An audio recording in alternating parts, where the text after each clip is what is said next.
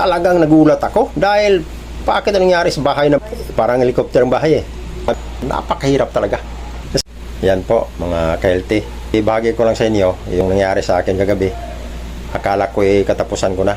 Sobrang panghihilo at nasusuka ko ng gusto. Lahat ng kinakain ko, sinusuka ko talaga. Pero sulit yan na lang dahil naisuka ko lahat ko na kinakain ko. Higit ng 10 bisis ako sumukay. Tapos umiikot ang bahay. Grabing panghihilo talaga.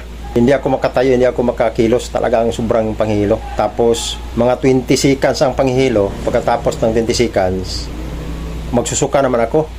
Grabing suka ko. Pagkatapos ng pagsuka ko, siguro mga 5 seconds lang, hilo na naman ako.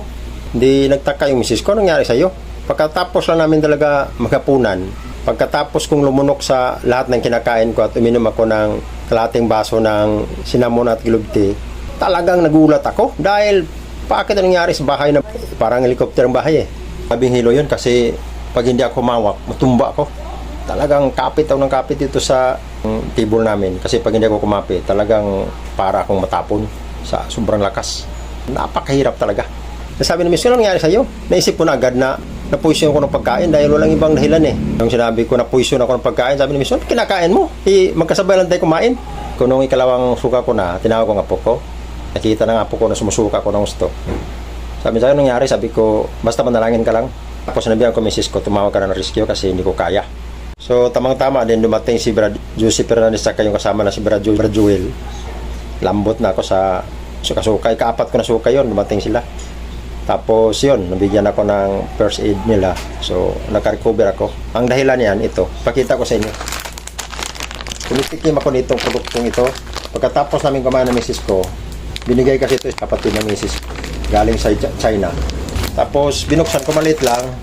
Kaya naisip ko kasi itry ko kaya ito na testing sa makatake ba ng gout. Tapos ito yung individual. Isang pack kasi binigay eh. Yan. Hindi yung basa kasi Chinese. Buksan pakita ko sa inyo. Sabi ko sa loob ko, tapos lang may makapunan. So, hindi ko ito i-try. Tikman ko lang. Lasa. Ang balot niya ito. Parang halos lang kalaki ng manipis. Parang lang pita kalaki. Malaki-laki lang konti ng pita na biskwit. Nung tinikman ko siya, walang tamis. Sabi ko, okay ata ito kasi walang tamis. Sabi ko nga na misis ko, hindi kinain kong isa. Sabi ko, mag-limit lang tayo ng 2 piraso kasi maliit lang eh. Bukas, itry ko kung atakihin ako ng gout. Ako, kampante ako, bakit pag kumakain ako ng mga ganito, tapos na ako kumain. Kinain ko, maganda. Hindi naman gaano kasarap, pero hindi siya talaga matamis. Kaya kinakain ko siya. Nung matapos kong kainin ito,